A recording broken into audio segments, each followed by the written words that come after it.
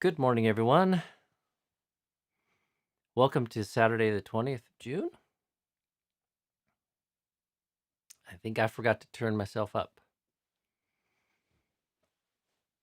So, today is the summer solstice here in the Northern Hemisphere. And also, it is a observance or an uposatha day for us. So, okay, I see 3 thumbs up. 3, this we call Anjali. 3 Anjalis. 2 thumbs up. So yeah, today is our uposatha day, and also it happens to be the summer solstice. And I think we're expecting a bit of rain today.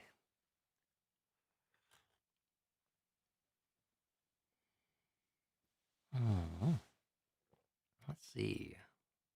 50 people.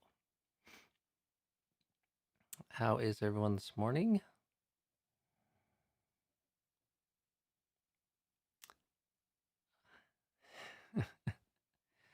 You will, a few people in the chat noted that Bhikkhu Bodhi right now is giving some commentary on the Anguttara Nikaya. So I was just talking to some friends yesterday morning, and they were commenting on how busy they are. There's such a plethora of teachings available right now online. So choices. So if anyone wants to go tune into that, I won't hold it against you. On some level, I myself would like to, but I have duty here and a commitment. So, but yeah, if seriously, if you do, this is recorded. You could come back. So you'll just miss the connection of being here live for the morning coffee stream. So, and whatever that's worth to you.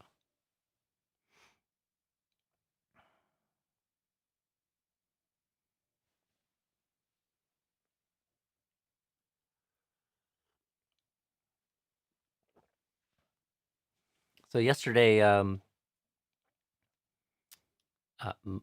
Mahisha, I hope I've said that correctly. Mahisha, who lives in Sri Lanka and can't join us live each morning, watches the coffee stream later in the day.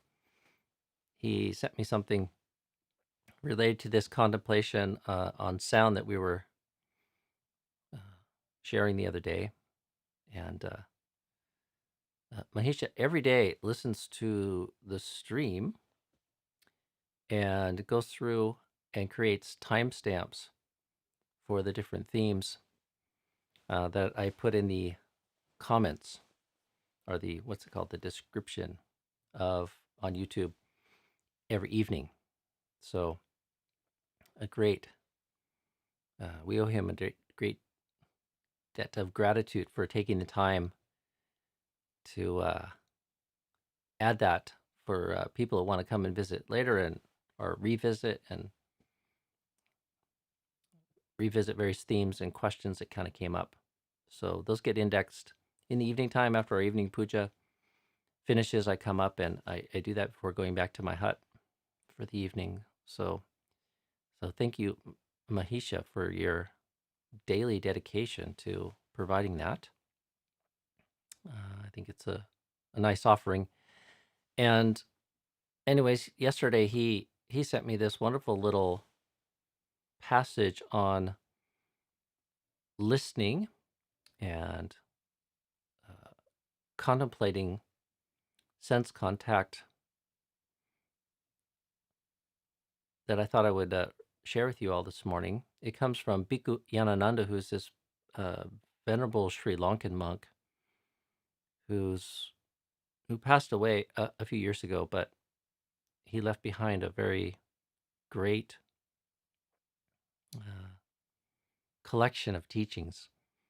I discovered some of his early work when I was a young monk, The Magic of the Mind in particular, and what was the second book? Concept and Reality were favorites amongst several of the young monks, not just the young monks, but several of the monks at Wat Bananachat when I was a young monk. So, mhm. Holly has a question. What is a timestamp? Well, if you look in one of the previous days, I don't know why that bell's going off, but Holly, if you look in the previous days YouTube description, there's a feature called chapters, and there's a little short code for the various times that different things happen in the stream. And then YouTube breaks it up into little chunks on the play bar so that if you go into that and click on one of those, it will jump you straight to a particular theme or question that's being asked and answered. So it's a very useful feature. And I started adding those maybe a couple weeks ago when YouTube announced that feature. So, anyways.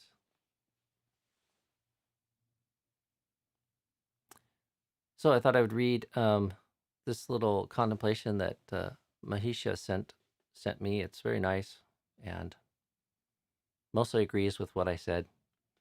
Uh, let's see.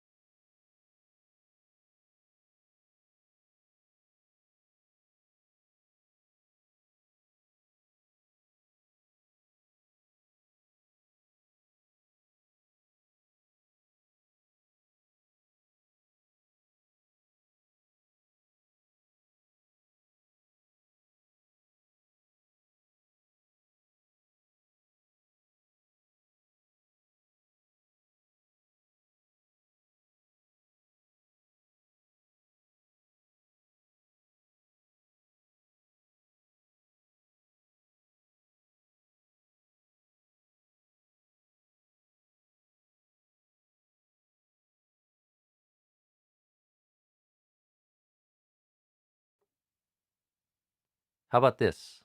People hear me now?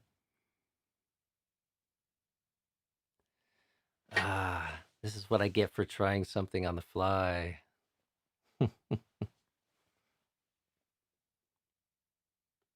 I'll wait until people give me confirmation they can hear me. Yes? Okay. So yeah, this is a out of a collection from Bhikkhu Yanananda, and it's a beautiful, just little contemplation on sound. Listen to the beat of the eardrum. The most fascinating of all musical instruments is the eardrum. But we rarely take time off to listen to the beat of the eardrum. Next to the eye, the ear is the biggest source of distraction in our lives. Every time we sit down to enjoy a spell of quietude, we are dragged by the ear and forced to listen to many things that distract us. Instead of searching for an earplug in such a situation, we could, for a change, listen to the beat of the eardrum. But how? The beat of the eardrum is usually drowned by the chatter of the mind about the sounds. Whether it's euphony or cacophony, the mind grabs a talking point, and there we are, praising and cursing. If we switch off the mind's commentary, we can listen to the beat of the eardrum. it strikes only 3 notes: come, stay, and go. The more we listen to it, the deeper we go into these 3 notes. The conflict between euphony and cacophony is no longer there to distract us. We are now listening to the rhythm of nature, attuning ourselves to reality. That way lies peace sublime.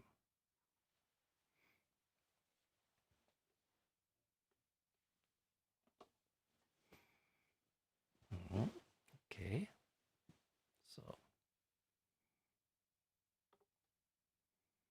again, that was a short reflection from Sri Lankan venerable monk Bhikkhu Yanananda, who is now passed away. I like in particular his concept of 3 notes. Between euphony and cacophony, there are 3 notes: come, go, stay. And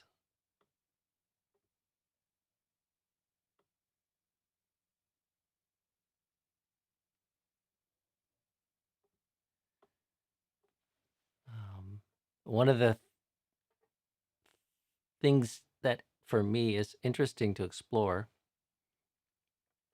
in listening to sound and watching over the mind is that sort of dynamic of push-pull, and how the mind is attracted and repulsed, or when it finds something pleasing, wants to rest and stay there.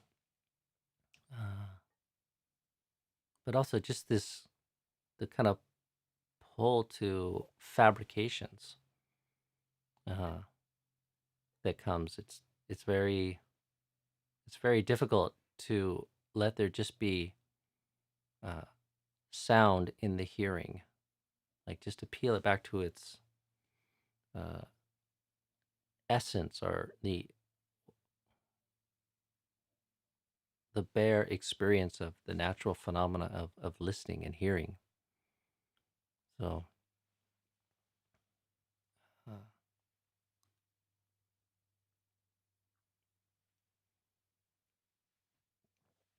there's a few suttas where the Buddha talks and gives encouragement. One to Venerable Bahia, I think. In the sight, just let there be the seen. And in hearing, just the sound.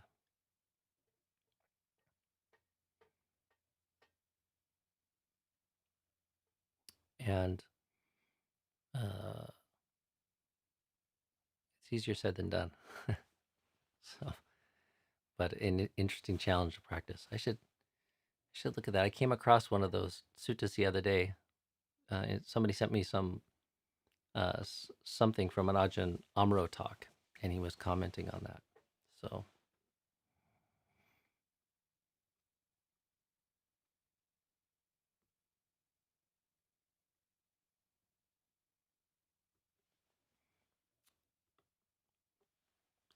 good morning, Stan. What does it mean, the sound of the eardrum?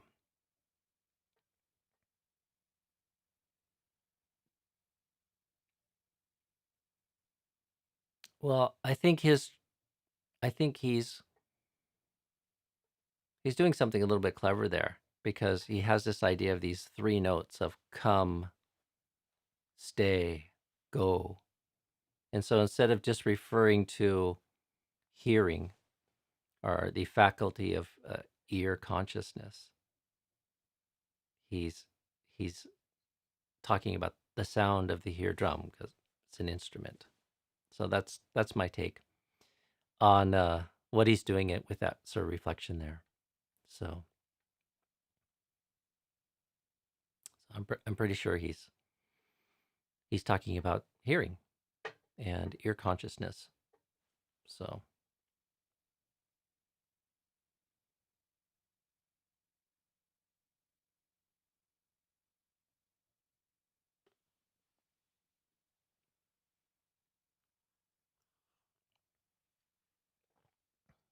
but those three notes, come, stay, go, that's not yet at just the bare essentials of listening. Those are sankharas. There must be some volition that constellates those impulses. So,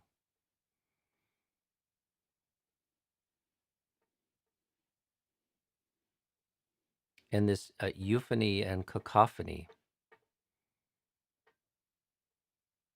um, that's it's a beautiful way to talk about liking and disliking, or it might be a reference to Vedana, the feeling affect that accompanies sense contact. I should say that accompanies all sense contact. Some things strike us as pleasing, some as dissonant or painful. So,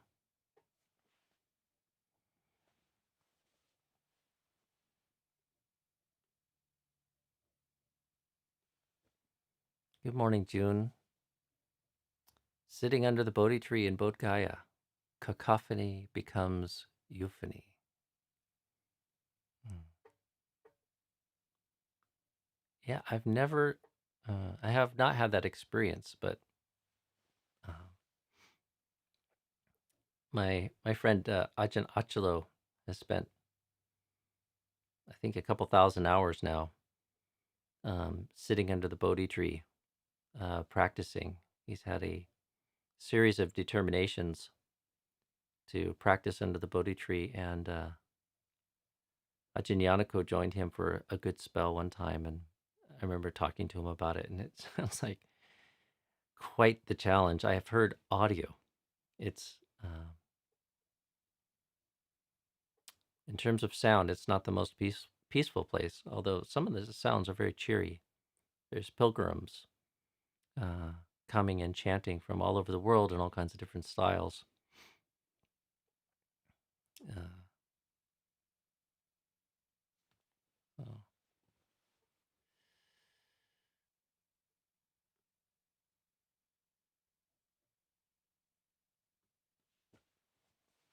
Good morning, Zuri. Abhidhamma recommendations. No, I'm not the Abhidhamma guy. I've read very, very little of the Abhidhamma. Um, I would suggest tuning into Ajahn Punadhammo. Of the various monks in our tradition that live in North America, he's probably the one that has the most interest in understanding the Abhidhamma, and I believe he talked about it recently. So, Bhikkhu Bodhi wrote a very short, I think it's Bhikkhu Bodhi. It might have been one of his teachers um, at BPS that wrote I think it's called a comprehensive guide to the Abhidhamma or something. It's a very short overview. So,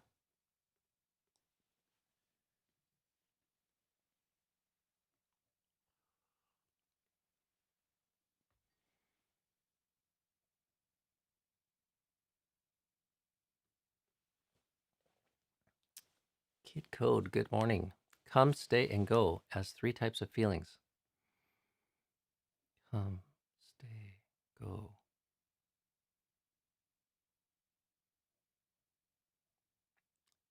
I don't think I would read that as feeling as in Vedana, feeling affect as I call it.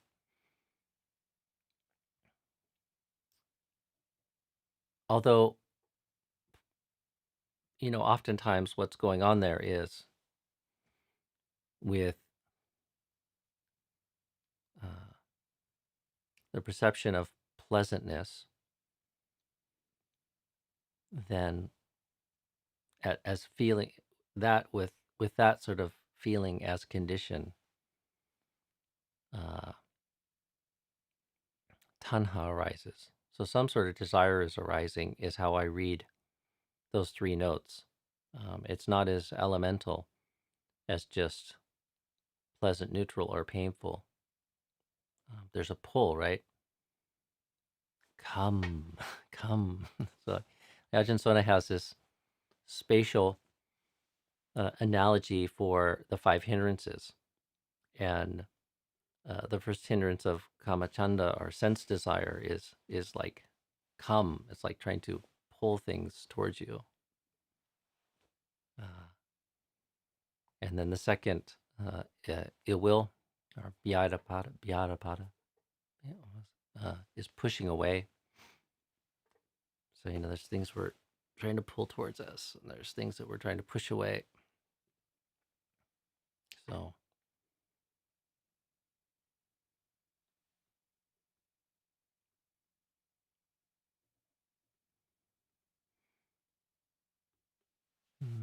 Jacob, this is kind of a more general question. So, could you offer any insight on how COVID has affected ordination procedures? Are monasteries still taking individuals, to your knowledge?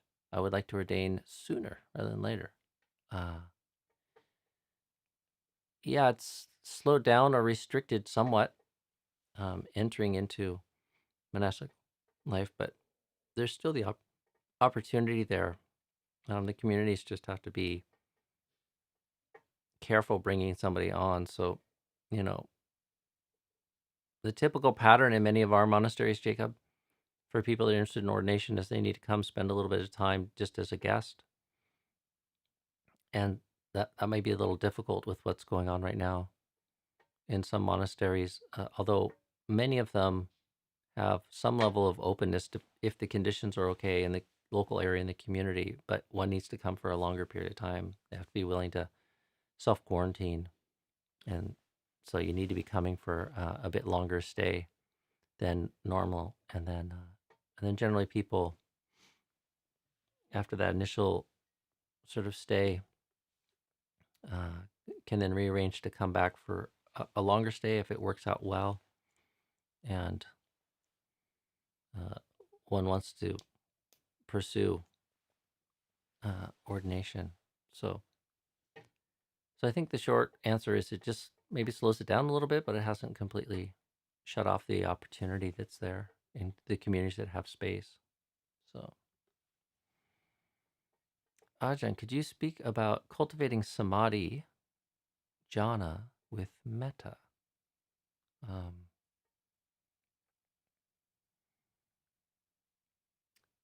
Yeah, a little bit. Metta can be a very suitable vehicle or practice for cultivating jhana.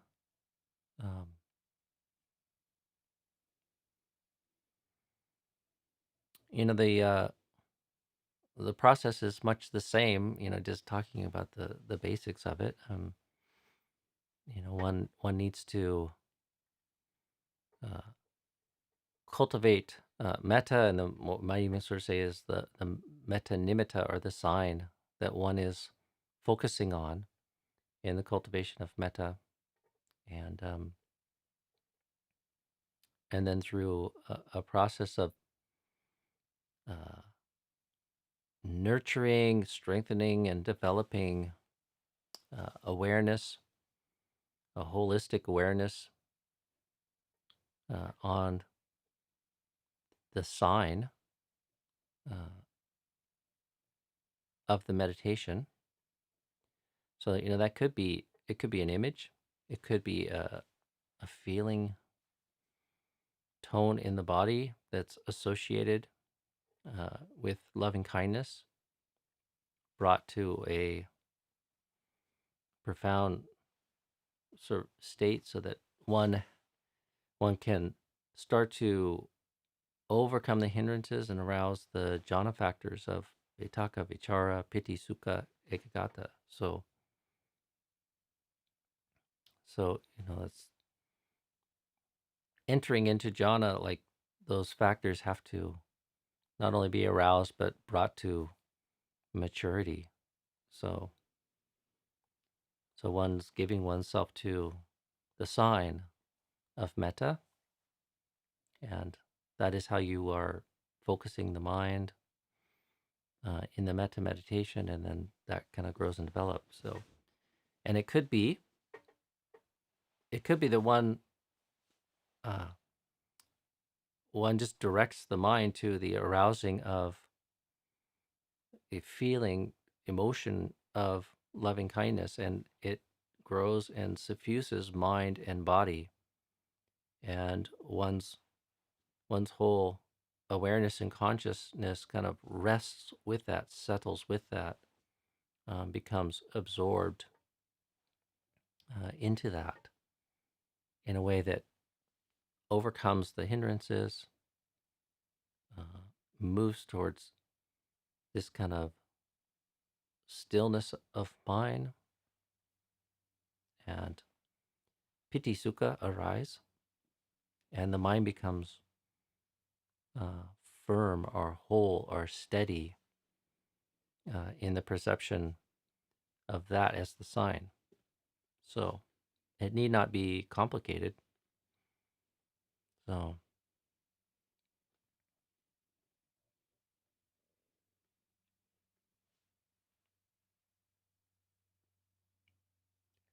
so I'd say be, thinking, if one is working with that, it's still good to keep that sort of framework of the five hindrances and the five jhana factors in mind, and then uh, be sensitive to what it is that is defiling or hindering the meditation from moving to a deeper state of samadhi, and then gradually adjust, cultivate conditions to develop that. So,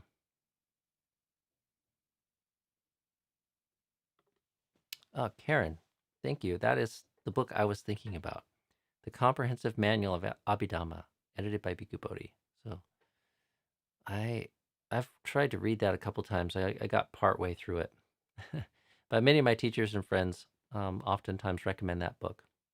As if you're interested in Abhidhamma, it's not a bad place to start. So I've heard.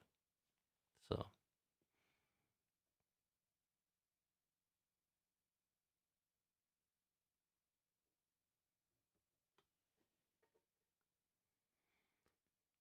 good morning, Nadine. So let's see, back to sound contemplation. It could be the arising, passing away. Arising, existing, and passing away, a formula commonly used to describe the experience of impermanence. Come, stay, go. Hmm. Yeah, maybe. Yeah, maybe so. I don't know that I'm convinced, but I like that. So,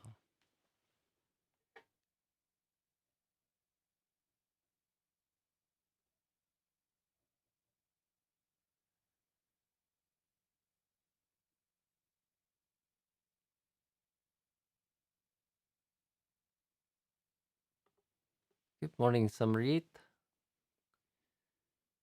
Oh, I see you're sharing that with Zuri. 8-week course in Abhidhamma.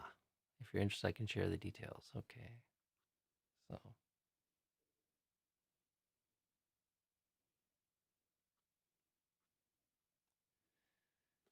okay, well, I think I'm going to leave it at that today, friends. Um,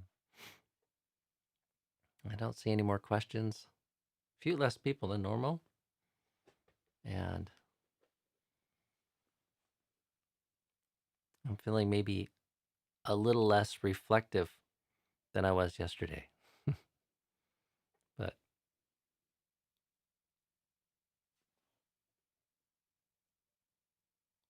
maybe before we close here. Good morning, Holly. Yesterday I felt restless. I sat in the forest and focused on the sounds as you suggested. It was very nice when the unwanted sounds fade away and become unnoticed. Yeah.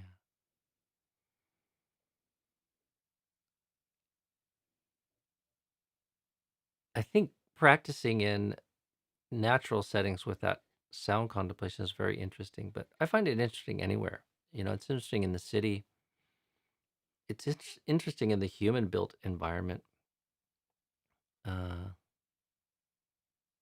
we don't often notice like how this judging and liking and disliking is going on, like mm,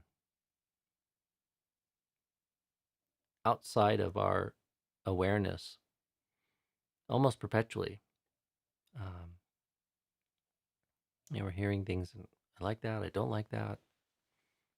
Uh, so that's why it can be very interesting exercise just to uh, try to focus on sound and strip it down to the essential experience of it, and watch over the mind and its reactions. So, all right, I'll leave it at that for today, friends, and we'll see you tomorrow morning. Have a good day. It is the summer solstice, the longest day of daylight, um, the greatest amount of daylight we'll get. So enjoy it, and we'll see you tomorrow.